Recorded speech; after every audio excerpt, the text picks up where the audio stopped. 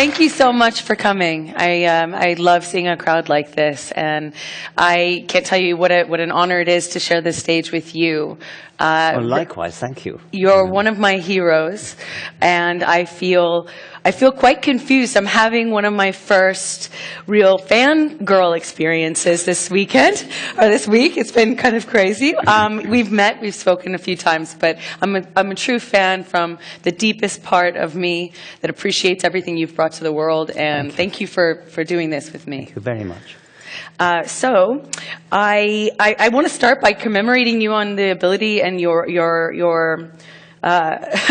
refusal to give up the word atheist, and I just want to acknowledge that as one, I know that can come with quite a bit of pressure and problems. It's unique, I think. Most Americans wouldn't vote for an atheist for office. For president, when asked, when polled, we were behind, I think, prisoners, criminals, and drug addicts. Adulterers, yeah. Yes. And all the other religions. Yes. And I just want to ask you about, what that must be like for you as somebody in the public eye. I only can imagine. Well, there is a risk that we're in a bit of a bubble, because I tend to only meet my own kind of people. I think we all tend to meet our own kind of people. And so it's good for us to get out. And I've done a fair number of tours of the so-called Bible Belt of this country. But even there, I get big audiences, very sympathetic audiences, because people tend to come out because they feel threatened, they feel beleaguered in exactly the way you're saying, Amber, and so they tend to come to my events. But yes, it is tough in America, and I sympathize deeply with those people, especially young people, who have become atheists and who have become enemies of their own people, sometimes even their own parents. I've heard horror stories of young people getting thrown out of their home by their own parents because they'd such an innocent thing as having a different philosophical position about the origin of the universe and life, etc. So yes. It almost transcends, I find. As you know, I'm from Texas, and so I was one of those. I feel I was one of those individuals that came to certain conclusions truly in the dark and alone. And the word atheist was, unimaginable. I actually didn't know that was a thing. I didn't know that was an option. And I'm sure, I feel that there's a real reluctance, even among thinkers and interested, curious people, a real reluctance to use, in particular, that word. And I want to ask you specifically is why do you choose, as opposed to agnostic, as opposed to some other, euphemism? It is a toss-up, because there's no doubt about it that the word does carry a lot of baggage, exactly as you say. And I've toyed with non-theist, for example. I've toyed with getting the emphasis different. If you think about where the Greek comes from, it simply means atheist. Non-theist, atheist. So you could actually emphasize it differently, but then it sounds wrong. It sounds like they were saying, I am atheist, which of course I'm not. My T-shirt was confusing people let's see earlier. The T-shirt, yeah. So this is a different thing than this. But we do come in for a hell of a lot of hate, and Robin was mentioning earlier that on YouTube I've actually read my hate mail. I was going to say, you might be one of the only people who gets more hate mail than me. Well, that may be. But it seems that most of my fan mail seems to be people who appreciate me reading my hate mail. I would pay money to see you read your hate mail. Well, I've done it twice on YouTube, and somebody suggested that I should look at some more recent stuff. So I've actually got some more recent. Yes! Okay. I salute only Jesus. When I was praying in depth with my prayer group, Jesus told me that you are the devil. My fellow humble Christian said that when I was praying, I was floating off the ground. That's proof that gravity is only a theory.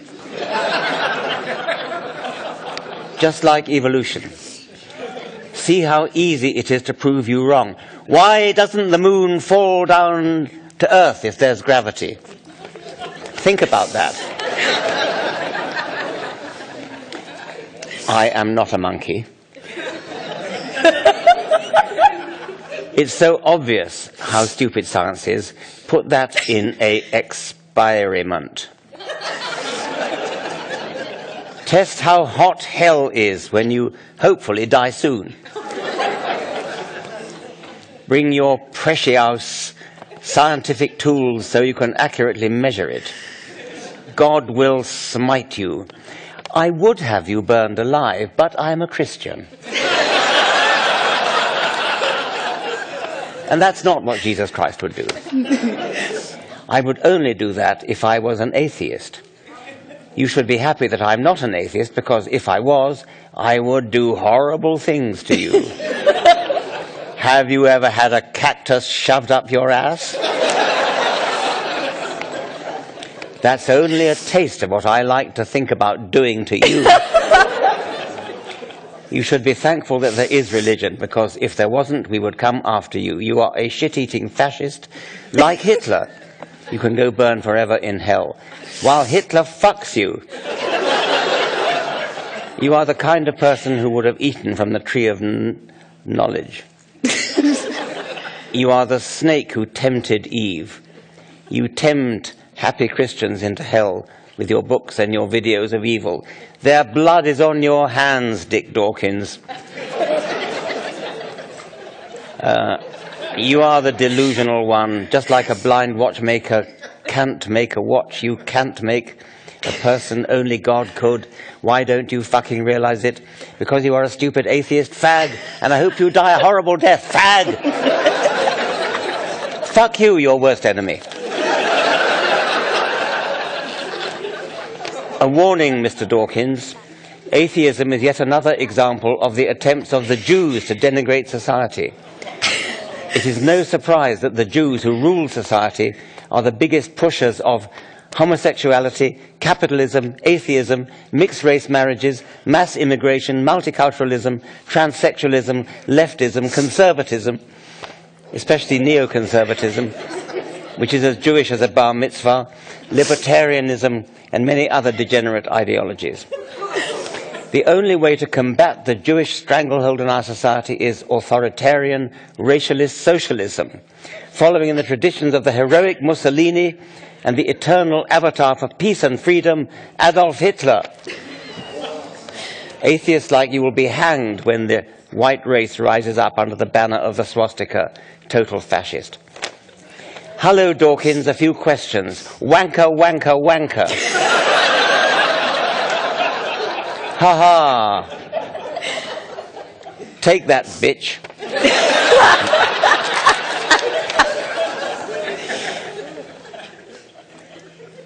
Fuck you, Dawkins, you pathetic leftist shill for Islam.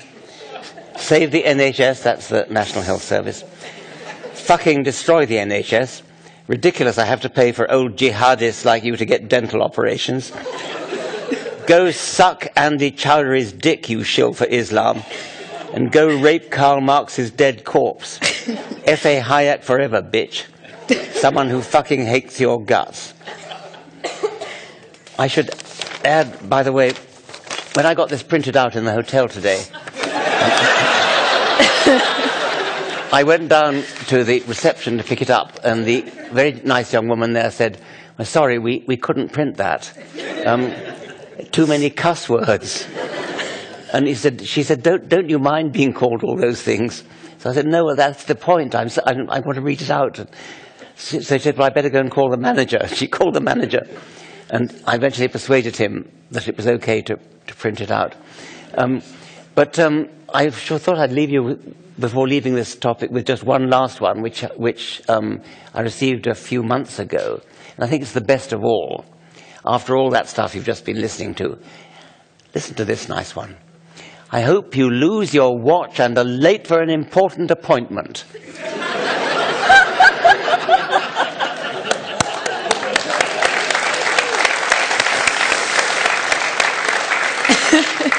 It is true, though. It's crazy what people, how often they confuse the source of our, it's almost impossible for people to believe that you can be or have a moral compass, a sense of right and wrong, without an omnipotent higher power that could have given you one. It's interesting that there's... Yes, most Americans don't believe you can be more. That's such a weird misconception. I even got a whole chapter even too in Outgrowing God. The idea that you either do or should get your moral compass from the Bible is a truly shocking idea. Have you ever read the Bible? Just imagine getting your moral compass from the book of Deuteronomy, the book of Leviticus. And a man was caught gathering sticks on the Sabbath. And Moses said to the Lord, "What shall we do to him?" And the Lord wasn't messing about on this occasion. He said, "The man shall be stoned." And he was stoned, and he died. For picking up sticks on the Sabbath. That's your moral compass. Stoning adulterers to death is part of the moral compass. It's a horrifying idea that we should get our morals from the Bible. The other reason why people might think that you need religion in order to be a moral person is that they think that if you don't have religion, there's nothing to stop you. There's nobody watching you. There's nobody policing you and stopping you doing immoral, bad, criminal things. I was once on a radio show, and a man from Texas phoned in, one of those phone-in shows, and he said, "If I didn't believe in God, I'd go out and kill my neighbor." And I said, no, you wouldn't. He said, "Yes, I would," he said. And many people think that it's only the fear of God that stops people from murdering and raping and robbing. And if that's true, it's a pretty shocking indictment of the human species. That the only reason we're good is that we're frightened of God, that we're frightened of going to hell, that we're trying to suck up to God. Apple polish, is that an expression you have here? Apple polish? It's what children do to teachers to suck up to them. It's a shocking thought that the only reason you do moral things is that you're frightened of God. I suppose it could just conceivably be true, but let's hope it's not. Well, isn't it ironic, the people just featured in your wonderful piece of hate mail there, don't you feel, it reminds me of some of the mail I get with regards to predominantly being an atheist and having spoken out loud about it, how dare I. And what I find is that I can't help but lose the irony. Don't you think? It's a bit ironic that most of the content seems to come from believers in expressing death threats and violent attacks and, slurs of all kinds. Yeah. I wonder what Bible, New or Old Testament, they seem to have read. If that's what if they think they're being representative of this. Does it feel to you as though they're being threatened? A little bit like a sort of cornered animal that feels that it really is threatened, and so it lashes out in a totally extreme way. I mean, maybe they really feel that their domination of our culture is coming to an end, and they feel they've got to lash out in an aggressive way. I think in many ways it has. The church, if this was 300 years ago, we would not be able to have this conversation. People like you and I would not be allowed to. And many, many, many thinkers that have changed our minds forever and that have saved countless lives from misery and disease and darkness have been permanently silenced by the church. And they've enjoyed this position of power for quite some time, and have quieted dissent and inquiry for their existence, the institution's entire existence. And I think it is interesting that now that they don't have this position, they kind of meekly try to squeak back and have these individuals fight on their behalf, and these private crusades that amount to nothing but bathroom wall graffiti, That's right. Well, you were saying that you come from Texas, and did you, when you were saying it was when you were young, you didn't know there was such a thing as being an atheist, did you have problems with your family over that? Yes, I remember I said, I got a call from my father because it was coming out in the press. And he said, "Baby girl, you can't be in, okay, this vegetarian thing and the gay thing, whatever you want to call it, but you can't be an atheist." That's right. And I was like, "But I am. We're Christian. We are Christian." I'm like, "But I'm not." He said, we're Christian. I'm Christian. How could you can't be an atheist? Just anything else. So he was like reaching for anything else. And I said, "Well, Dad, have you read the Bible? I mean, what is the source?" Never seen him holding the Bible, let's just say. And he said, "Well, of course not. I'm a Christian." Yeah. But it taught me, I think there is something very important in that lesson about the cultural influence. Yeah. It's almost like, I know many secular Jews. Many of my friends they claim Jewish heritage, they observe various traditions, but they don't practice any recognizable form of ritualized, respect for the religion. And I wonder if it's almost taken its own identity. You were surprised yesterday when we were speaking about the fact that in Catholic school in the 90s, was taught intelligent design. Well, yes, I am surprised at that, because I thought that the Catholic Church, above all, among Christian churches, accepts evolution. And certainly, I mean, popes from Pius XII, John the 23rd, I suspect both John Pauls, Believe so. and Benedict and now the present Pope Francis, they all support evolution. They kind of smuggle in an immortal soul at some point. Yes, he got it all started. Yeah. But that's exactly but that's then, the so point. why, when you were at Catholic school, did they teach creationism? They weren't done with all the fun. But that's exactly my point. It was, yes, in principle, there's the dogma that kind of, sneaks God in to have started the whole thing and accepts that evolution is real, but it's not cultural. That doesn't speak anything to the cultural environment in which I was raised, and so many other people were raised. The way that somebody that hasn't read the Bible, that lives in that world, and that hasn't, frankly, inquired about much, can say, "I am a Christian." Yeah, of course I haven't read the Bible. It is a cultural attitude, as opposed to, it goes on from generation to generation. Yes. When you were talking about your poisonous. father, and he's saying it can be anything you like, you can be gay, but not an atheist. Do you know Julia Sweeney? Yes.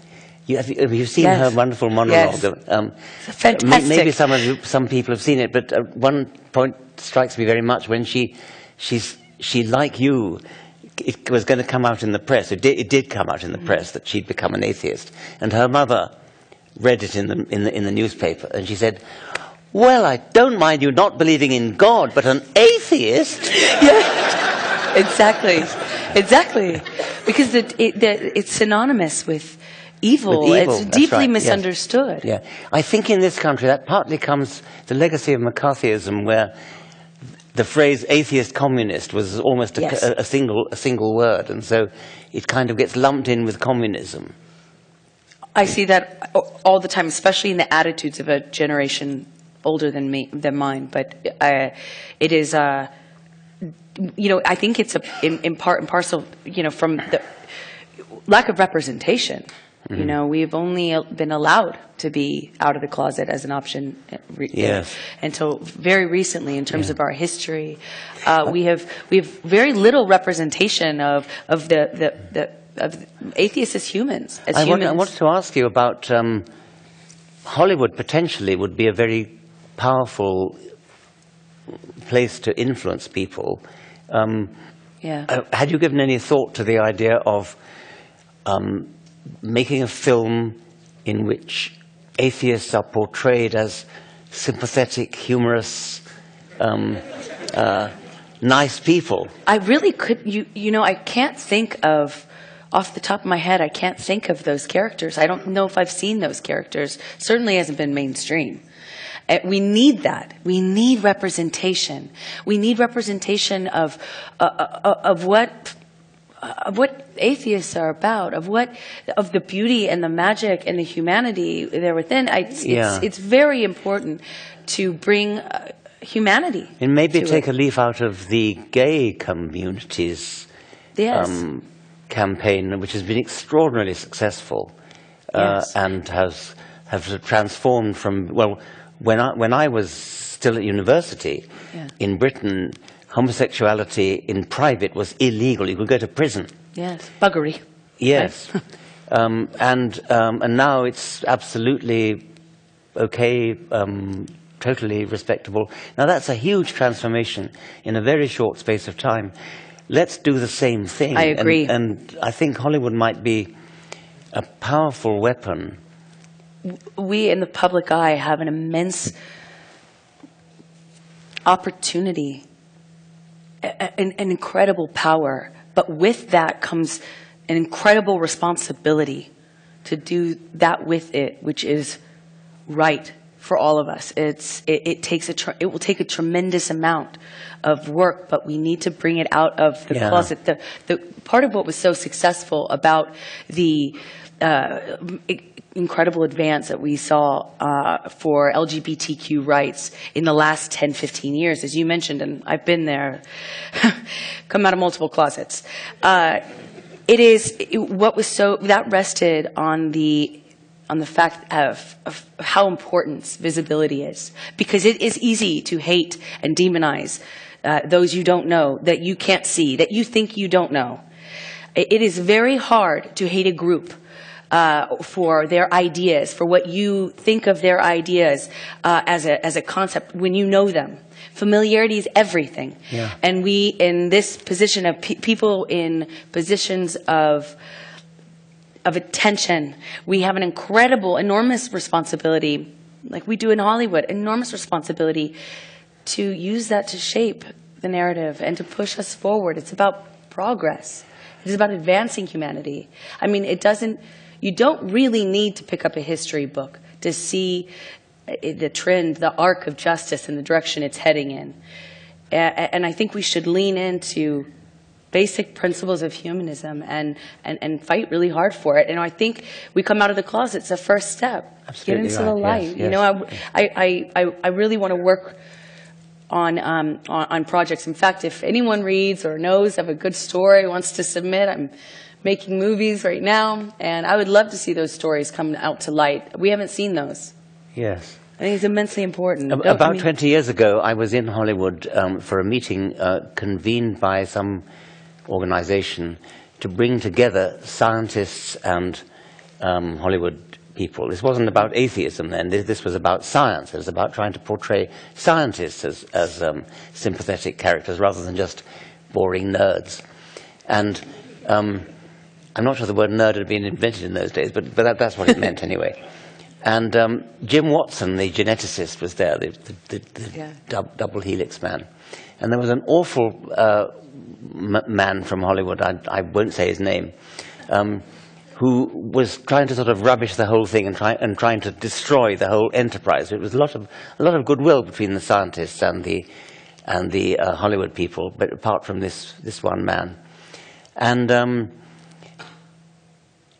Jim Watson at one point said, "Are you for real? You remind me of an escapee from the Yale English department." And Carolyn Porco, who's a wonderful astrophysicist, she's a kind of female equivalent of Carl Sagan, and she was there. And she was sitting next to this awful man. And I saw her whispering into his ear. And then he bellowed out to the audience, "Oh, so now she's calling me an asshole." Which he was. Well, that's part of why I think bringing this out and making it accessible. As I told you before, when I was in Texas when I was little, I had no one that I could look up to that shined a light on just some of the basic. I just couldn't figure out what I was missing. I had no access to the information that later I say saved me. It was information. It was, escaping the depths and the darkness of that utter loneliness that comes from that place when you feel or it appears as though you are alone. And when things didn't make sense to me, I couldn't reconcile. I couldn't square that peg. I couldn't reconcile what I was being told, and the behavior around me that was being presented as moral in a religious form seemed very, very not that. And I would have loved so much to have discovered your latest book, which I loved so much, Outgrowing God. If you haven't read it, it just came out. It is a fantastic book, but what I love about it so much is that you took some very complex concepts, ideas, information, and you made it digestible, accessible. And it felt to me like a young person could read this. It felt to me, I have read, I think, all of your books, actually, which this guy writes a lot. I was like, the last one came out, I was like, does he ever sleep?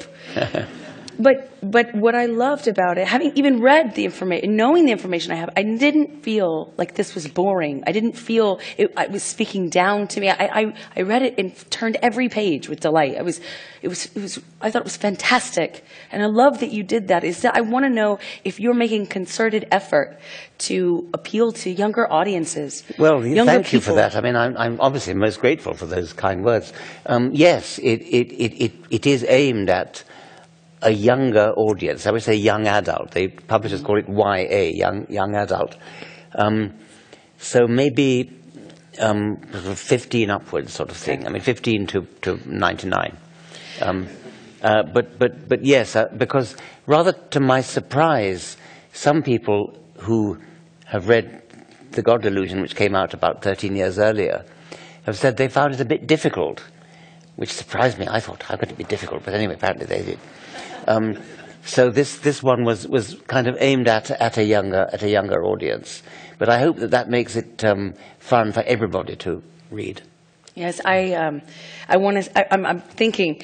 I hope there's an audiobook version. Maybe we can see if we can get it's David. Already done. Well, maybe get my father to. I'll download an audiobook for him in Texas. Good, great. I wonder how far he's going to get into it.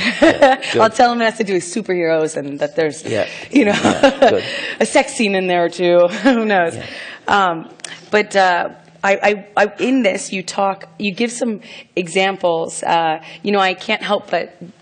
You give some examples, some pretty chilling examples of the way, often I'm confronted when I'm speaking to a religious person. I'm confronted with, that question of, actually it's not even a question, it's a statement of the beauty. They speak to the beauty and the awe that they have when they observe the natural world, and that being used as kind of a proof for the existence of this designer. And what I love about both this and The Greatest Show on Earth is that they are the most beautifully illuminating, elucidating, informative, gorgeous,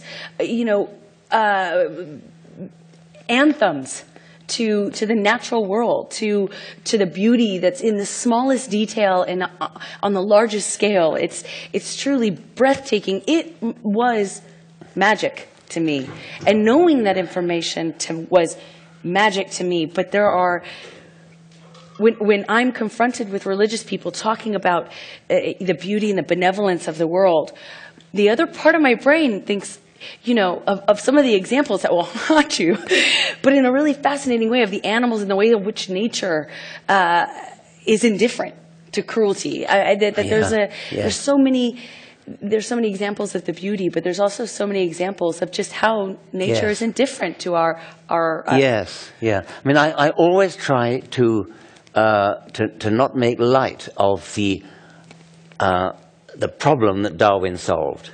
So to say that life is beautiful and complicated and everything is, of course, not to say that it's therefore designed. It requires a huge explanation, and that's exactly what Darwin gave it. Darwin, I mean, explaining why it's beautiful and awe-inspiring and complex and lovely and wonderful is exactly the problem we all have to solve. And God doesn't solve it. It's a non-solution. It's a non-answer to the question. Darwin solved that problem. But let's not make light of the problem. It is a very big problem that Darwin solved. And he provided a gigantic solution. Does that, when you speak, I can tell how passionate you are. It reminds me of how I felt. I felt uplifted. I felt energized when I read your book. I didn't feel like, I actually felt relief that there wasn't this sad explanation for everything. I felt like I was in the middle of the best magic show I'd ever seen, reality. And I was wondering, how would you say that this book compares to The Greatest Show on Earth? The Greatest Show on Earth, that is half of the slogan. The other half is the only game in town. I wanted to call it The Greatest Show on Earth, the only game in town, but the publisher said that was too long. And I think I actually opted for the wrong half. I think the only game in town might have been better. The whole of the second half of Outgrowing God is about science.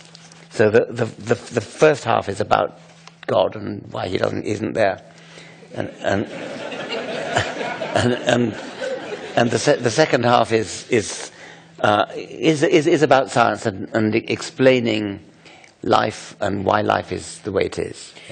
Do you think that sort of awareness for scientists of the duality of how we see the cruelty and beauty of nature, do you think that is part of the reason why scientists seem to be more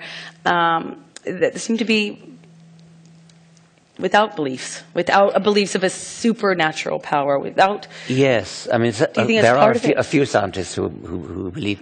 You mentioned the cruelty, and of course that's there. Darwin himself,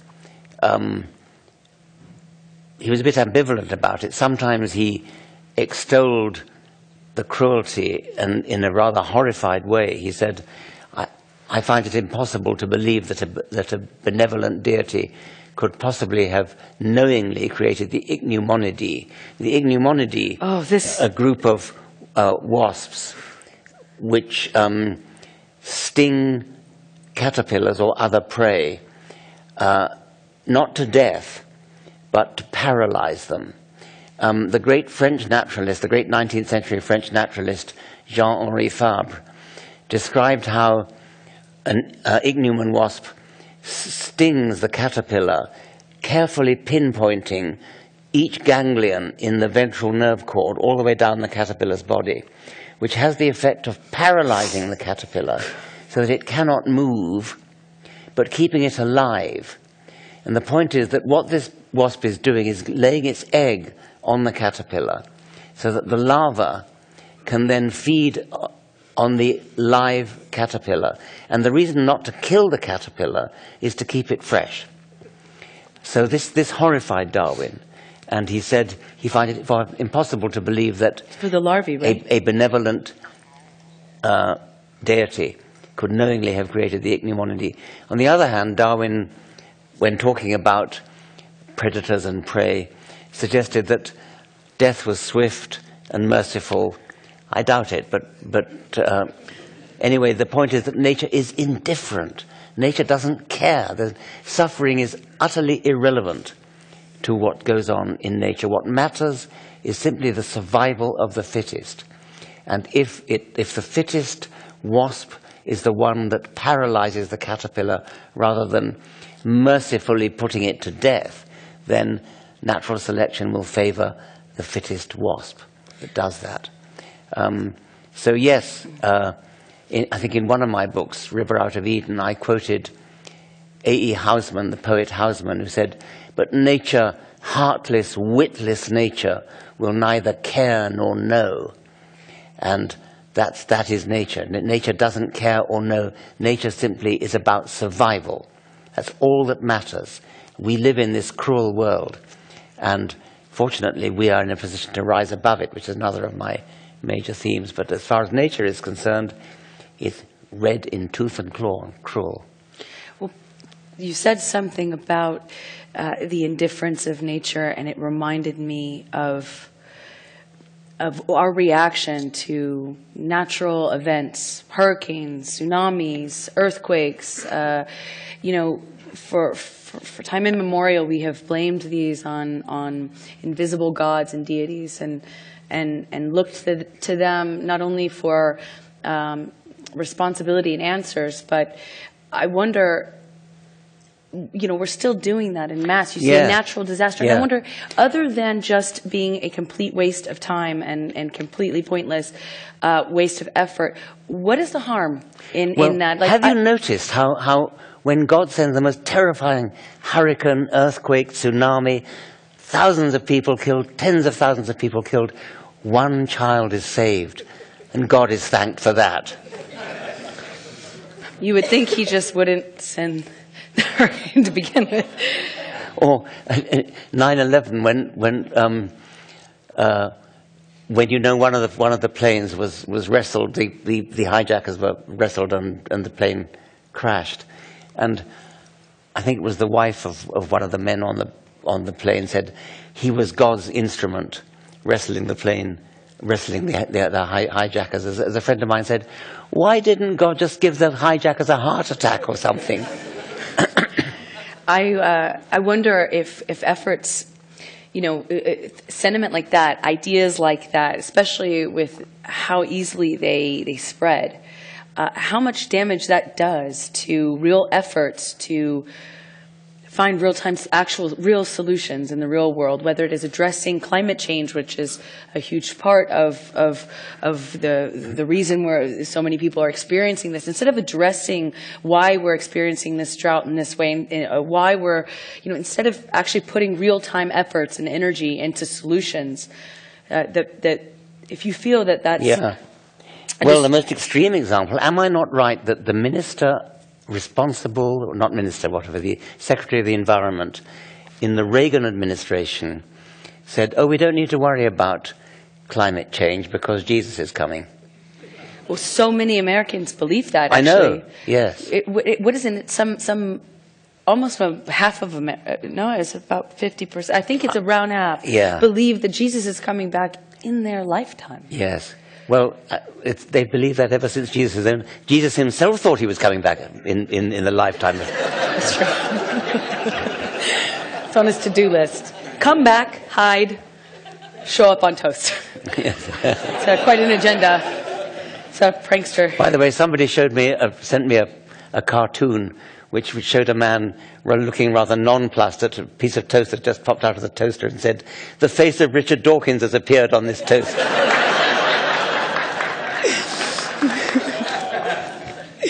That's some toast. I'd sign up for that instead of a Mary. But I want to know then, in addressing some of the fundamentalists and the attitudes that they come behind. I mean, you spend so much of your time talking about this and advocating for science and reason, and it reminds me of a beautiful analogy you told at the beginning of one of your books about you said, imagine you were a Roman Roman history professor. I loved that. You said, imagine teaching Roman history year after year, having to spend so much time defending despite all the overwhelming evidence that this is real, this is true. Yes. And I wonder, America is such a hotbed for fundamentalists and Christianity and kind of irrationality in general. Yes, not just in a religious sense. It is true that that science teachers, biology teachers especially, obviously, have to waste an enormous amount of time fending off hostility, attacks from children in their class, from parents, from head teachers, from school governors, from school boards, who try to stop them teaching their subject. And I did indeed liken it to a teacher of Latin, or a teacher of Roman history, a teacher of Latin, say, who had to waste half the lessons before getting on to teach Latin at all, defending the proposition that the Romans ever existed. That's the position that we're in. Is that part of why you started recently? I'm passionate about this. I mean, I am a biologist, and evolution is the central theorem of my subject. Nothing makes sense in biology other than in the light of evolution. I keep hearing horror stories from teachers who have to, as I say, waste their time defending the fundamental proposition of their subject, which is biology. My foundation, the Richard Dawkins Foundation for Reason and Science, which is now merged with the Center for Inquiry, has a program called TIES, the Teacher Institute for Evolutionary Science, which is run by a marvelous middle school teacher called Bertha Vasquez in Florida. And she runs workshops to teach middle school teachers how to teach evolution. And this is so important because they have to, as I say, defend their subject. And often they don't have a science degree. They often have a degree in general education or something. And so they may be equipped to teach about cell biology and biochemistry and things, but they are not equipped to do battle, which is what it amounts to do battle in favor of this central theorem of their subject. And she helps them, giving them lesson plans and reading lists and practical classes and things to help them to teach evolution, to inspire the children with this most truly wonderful fact that we now understand ever since Darwin and his successors. We now understand why we're here, why all of life is here, why life is so beautiful, so elegant, so diverse, and why it has such a powerful illusion of design. We now understand that, and it's one of the greatest gifts that a teacher can give to any child, to explain to them this wonderful fact. You recently said that you were asked how you would want to be remembered. You are an educator and a scientist, and I believe when you asked, you said educator. Is this why? Yes, I mean, I'm so in love with the natural world, and I want to. It's not just that it's beautiful. But what's beautiful is that we understand it.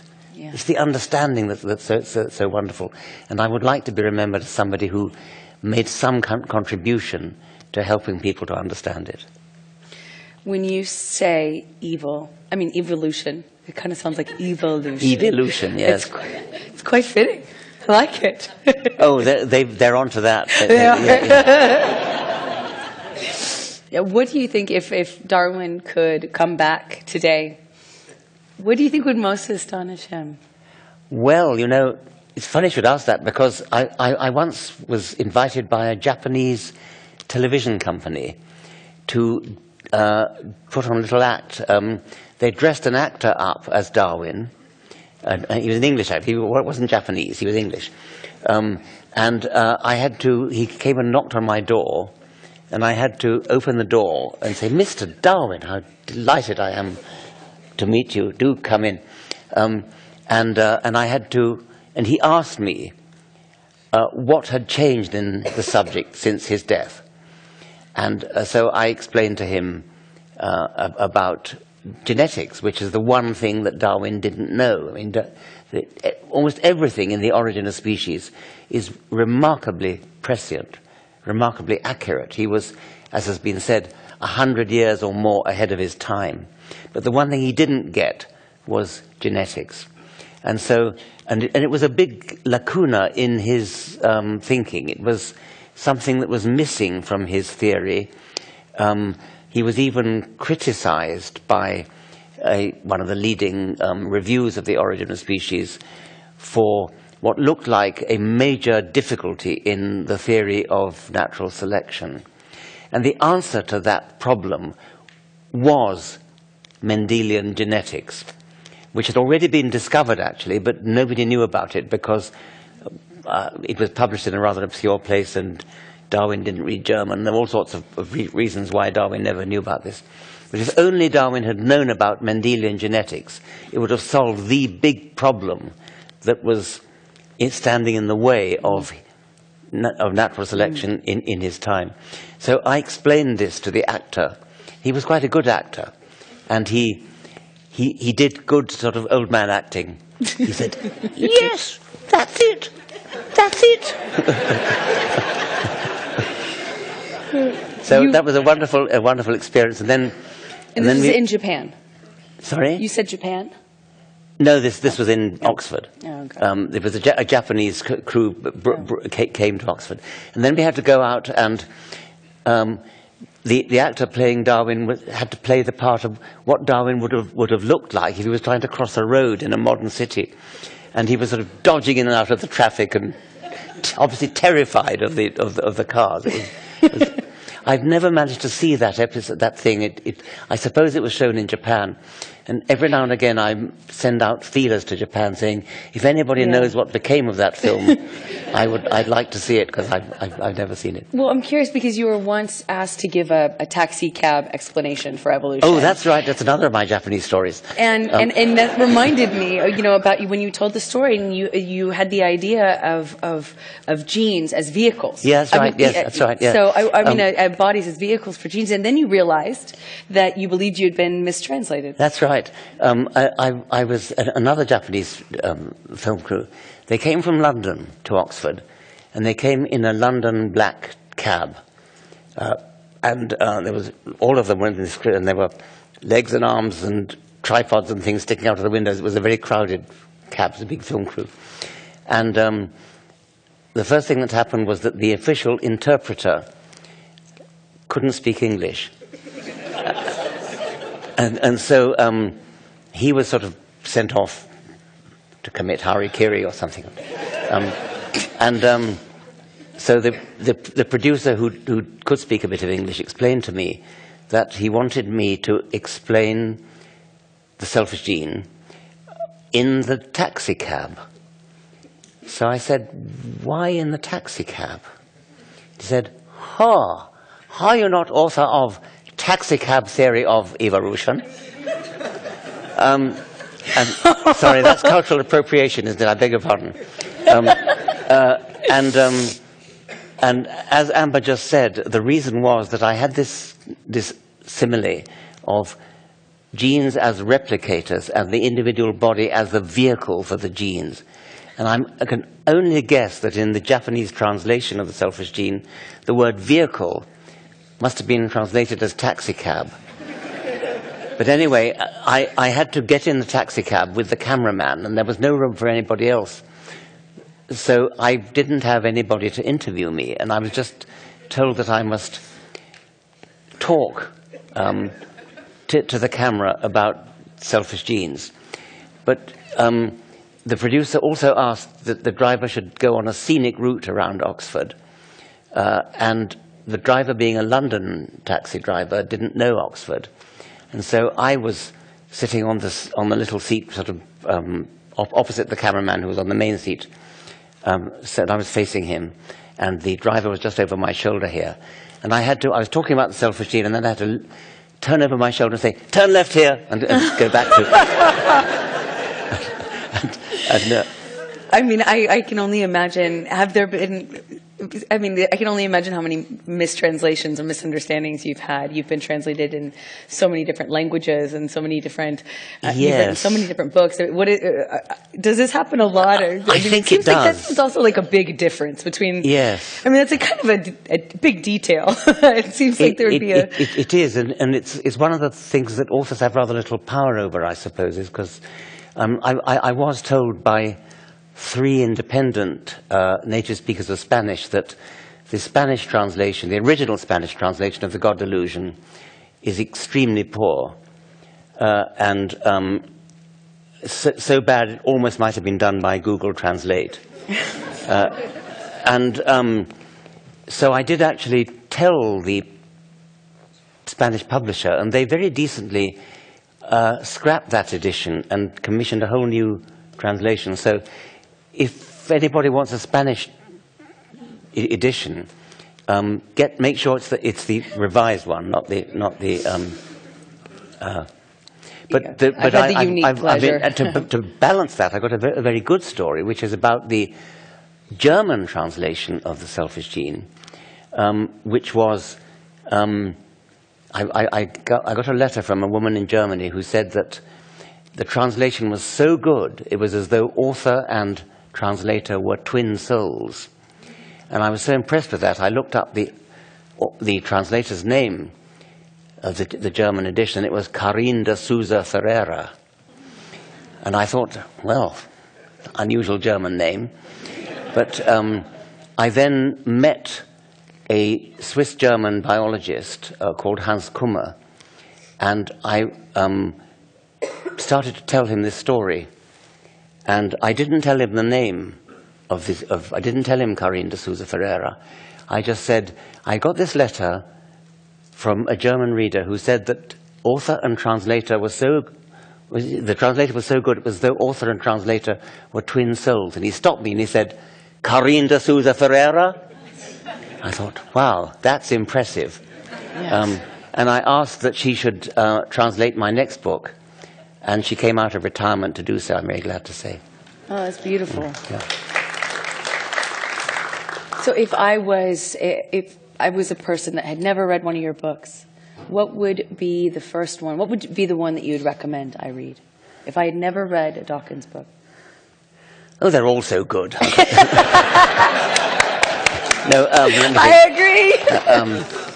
I suppose, well, River Out of Eden is short, and so it's so short that you can read it just like that, and then if you like it, you can read all the rest. All right, I have a question. If you're such a leader with it seems so easy for you. And I admire you deeply because you use the platform that you had, as I mentioned before, and I respect how hard that can be, what a sacrifice that can be to your private life, to your sanity at times, I'm sure. And I know what you pay, or I have an idea of what you pay for that, and you do it for the right reasons. And I feel like your footprint on this world is one that will be seen for forever. And I admire you deeply for using your platform. But a lot of people who have less of a platform, less of a voice, what would you say that everyone in the audience, those of you in the audience, could do to further this conversation, to advance and advocate on behalf of inquiry and science?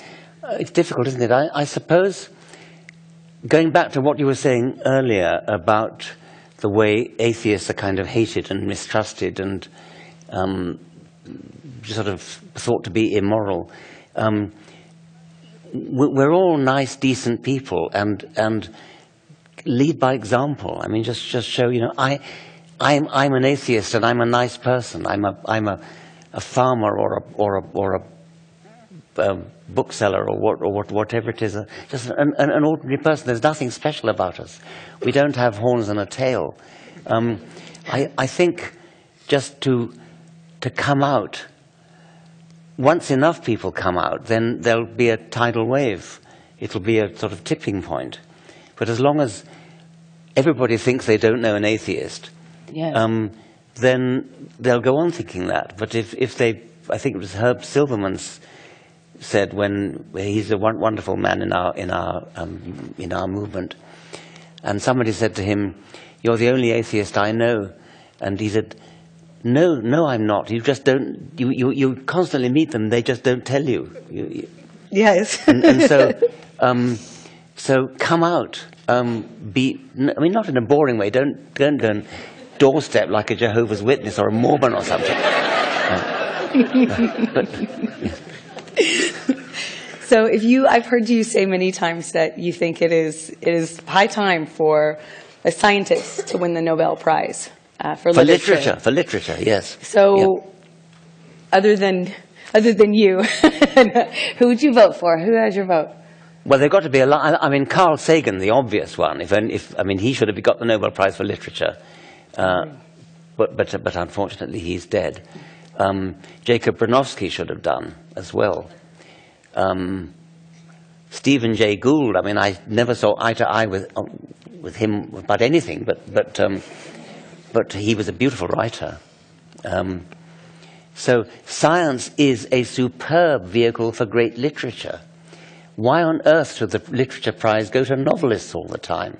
Why not for books about things that really happened?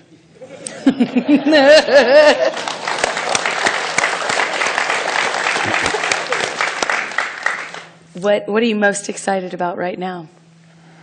That would be telling. What am I most excited about right now? Well, I've got a couple more books coming out. But I shouldn't be plugging my books. What are you most excited about? You're directing a film, aren't you? Yes, I'm directing, producing. It's about telling stories, and I am really excited that I have this incredible opportunity to do that, but not to stop there. You know, it's not enough for me to stop, with my films and playing characters. I want to play characters that impact people. I think it's important to tell stories that don't just entertain, but impact people.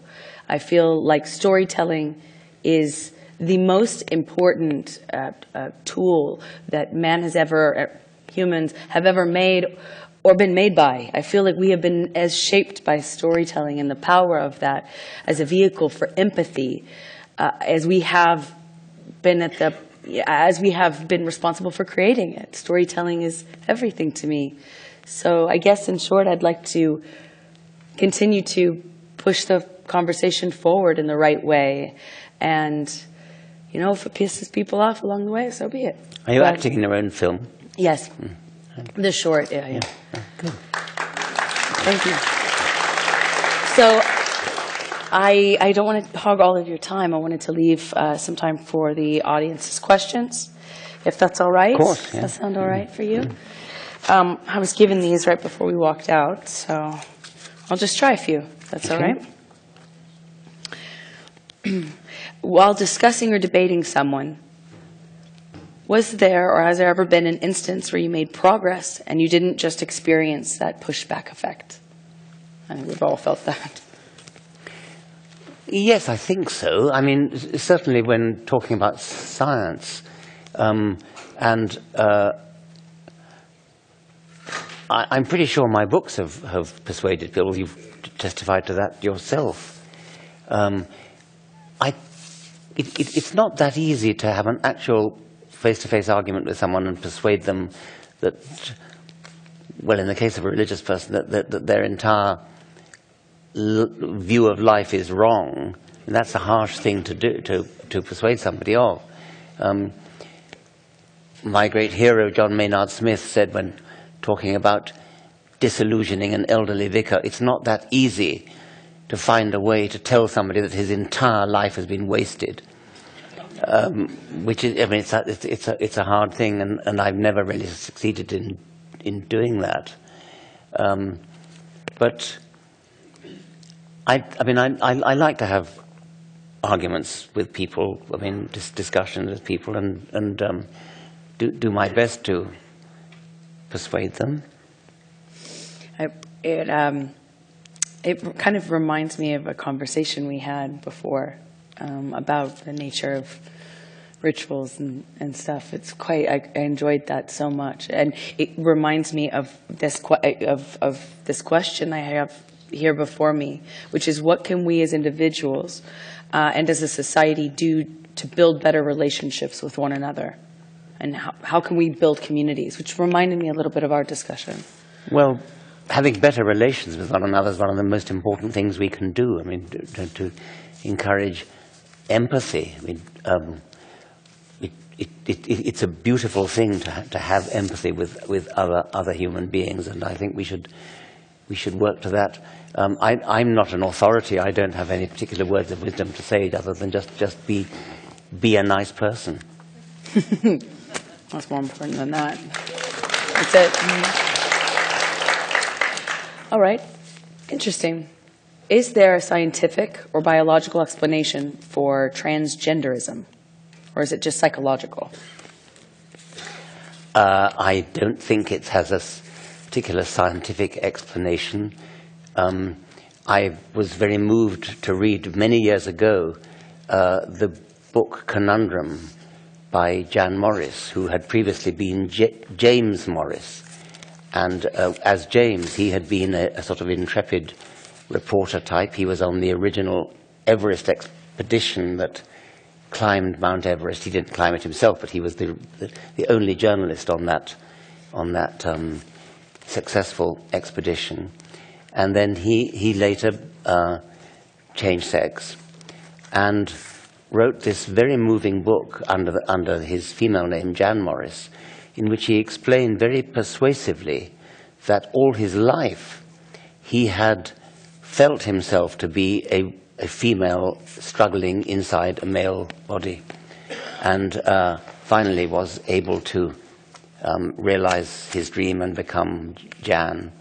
And she's a remarkably good writer. She died very recently, I think, and she's a really first-class writer.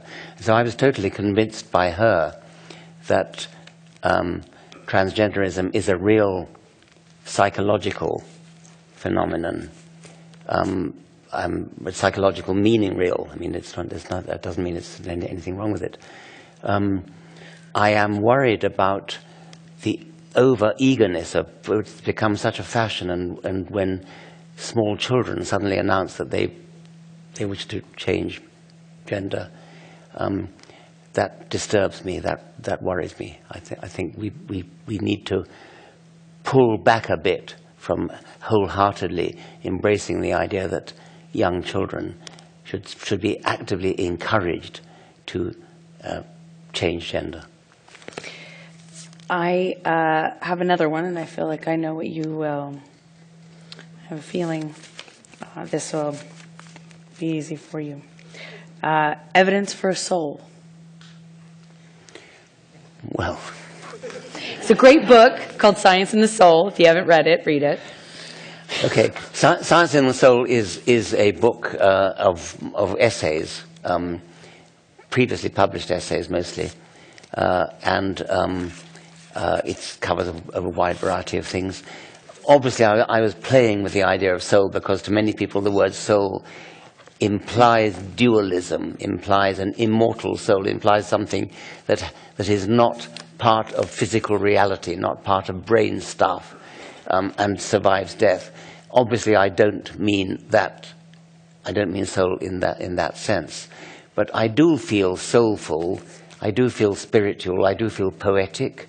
And one of the things that makes me feel most poetic is, in fact, science. And so I acknowledge one of the two meanings of the word soul in the Oxford Dictionary, which is that one, but of course not the other one, not the dualistic one. All right. Do you want to do any rapid-fire questions? So it's like one-word response to... You could try. Okay. All right. So try to... First response, rapid-fire. Do near-death experiences provide evidence for life after death? No. What would you like your legacy to be? I already said that. I'm educator. Educator. Well, first of all, on near-death experiences. I tried to cut in there just to mess with you. Just let me recommend Susan Blackmore's book on this, because she's looked into it. There's very good physiological explanation for near-death experiences. What is important for humans? I think they didn't finish writing. That's not a one-word answer. Fair. Let's see.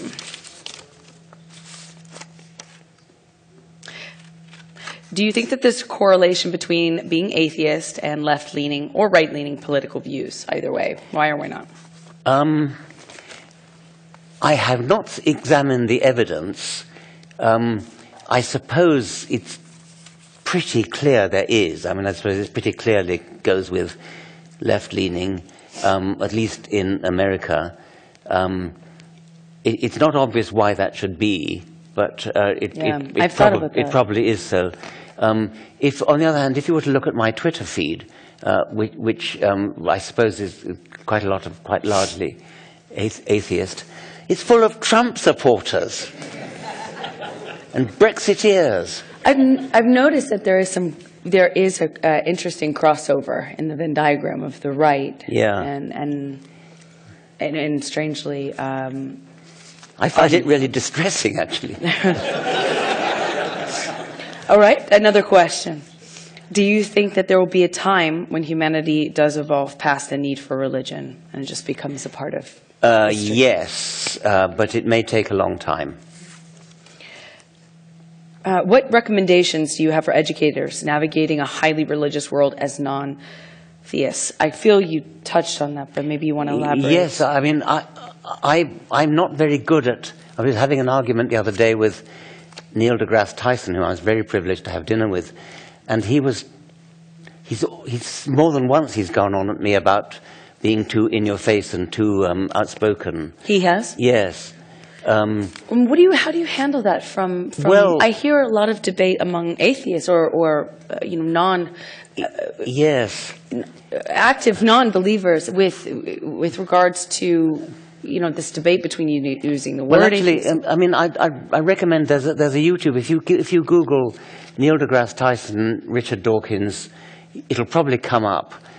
We were at a meeting, I think, in San Diego, and he stood up and made a very eloquent appeal to me to be more friendly and to be more seductive,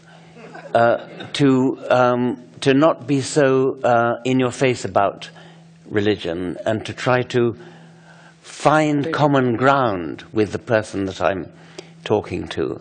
He said something like, I